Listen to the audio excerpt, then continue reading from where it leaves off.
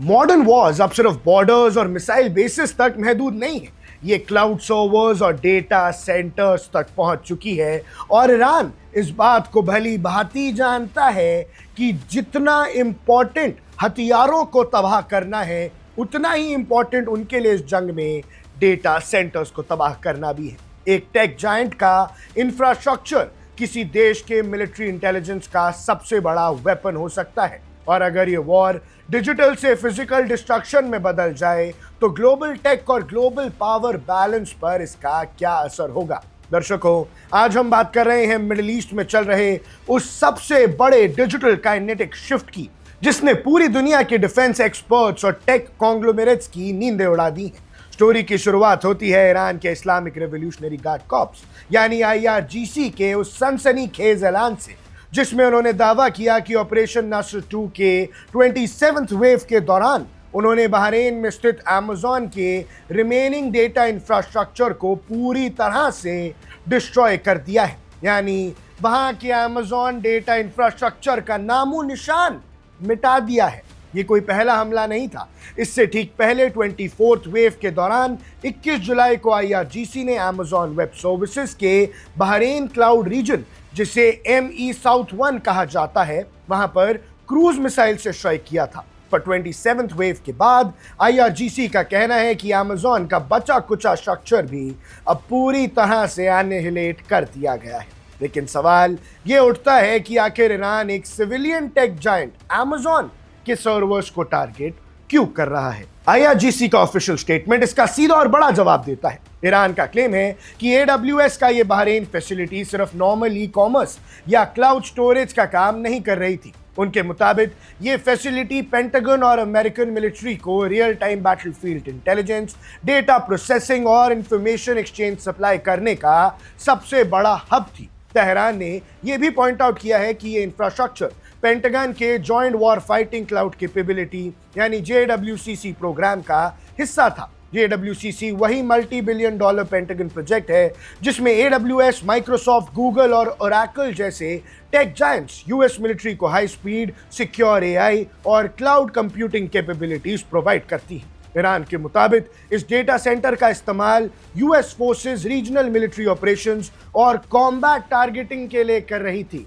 यानी अब middle east में US अंधी हो जाएगी, सारा डेटा सेंटर ही तबाह हो गया। इसी वजह से ईरान ने अमेज़न की इस फैसिलिटी को एक कमर्शियल बिल्डिंग नहीं बल्कि एक लेजिटिमेट मिलिट्री टारगेट घोषित कर दिया। अब बात करते हैं इस रिटेलिएटरी साइकिल की टाइमिंग की।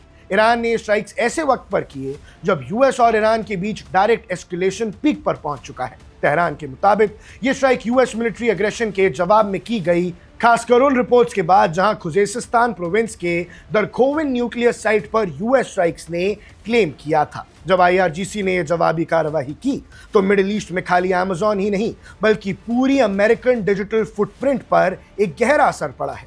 डोनाल्ड ट्रंप और US मिलिट्री कमांड के लिए ये एक ऐसी सिचुएशन है जहां ट्रेडिशनल एयर डिफेंस सिस्टम्स भी कमर्शियल एसेट्स को प्रोटेक्ट करने में स्ट्रगल कर रहे हैं। आप सोचिए कि मॉडर्न वॉरफेयर सिर्फ टैंक्स और जेट्स तक सीमित नहीं है। आज के वक्त में किसी भी ड्रोन स्ट्राइक, रेडार सिंक या सैटेलाइट इमेजरी प्रोसेसिंग के पीछे पावरफुल क्लाउड सर्वर्स होते हैं। अगर आप दुश्मन के वेपन सिस्टम को रोकना चाहते हैं तो उनके फिजिकल लॉन्चर्स को मारने के साथ साथ उनके डेटा प्रोसेसिंग नर्व सेंटर्स को काटना भी एक स्ट्रैटेजिक मूव बन जाता है। ईरान इसी डॉक्ट्रिन को अप्लाई कर रहा है। बहरीन, जो US नेवी के 5th फ्लीट के हेडक्वार्टर्स भी है, वहां AWS क्लाउड रीजन का सेटअप साल 2019 में शुरू हुआ था। इस रीजन पर गल्फ के कई बैंक्स, फिनटेक कंपनीज और लोकल एंटरप्राइजेस भी रिलाई करते हैं। जब से इन फैसिलिटीज पर हमले हुए हैं तब से पूरे गल्फ रीजन की डिजिटल कॉन्टिन्यूटी और सप्लाई चेन पर एक बड़ा सवाल खड़ा हो गया है। लेकिन इसका सबसे बड़ा इंपैक्ट जियो स्ट्रैटेजिक है। तेहरान ने साफ कर दिया है कि अगर कोई भी multinational tech company US defence department को एक्टिव मिलिट्री ऑपरेशंस में हेल्प करेगी तो उसे कॉन्फ्लिक्ट जोन में एक्टिव मिलिट्री टारगेट माना जाएगा। इस पूरे इंसिडेंट से 3 बड़े टेकअवेज निकल रहे हैं। पहला कि silicon valley is now on the front line. जो बड़ी बड़ी टेक कंपनीज हैं भैया, अमेज़न वो भी अब ट्रिलियंस ऑफ डॉलर्स का डिफेंस कॉन्ट्रैक्ट साइन करती हैं, तो अब उसके जो ड्रॉबैक्स हैं वो भी झेलिए। उन्हें अब यह समझना होगा कि उनके ग्लोबल फिजिकल इंफ्रास्ट्रक्चर जैसे डेटा सेंटर किसी भी वॉर जोन में मिलिट्री टारगेट बनेंगे ही बनेंगे। और भैया दूसरी बात यह है कि क्लाउड डिपेंडेंसी और रीजनल वल्नरेबिलिटी, गल्फ कंट्रीज जो तेजी से अपनी इकोनॉमी को डिजिटलाइज कर रही हैं, उनके लिए किसी एक क्लाउड रीजन का ऑफलाइन हो जाना या फिजिकल डिस्ट्रक्शन उनके पूरे फाइनेंशियल और एंटरप्राइज सिस्टम को पैरालाइज कर सकता है।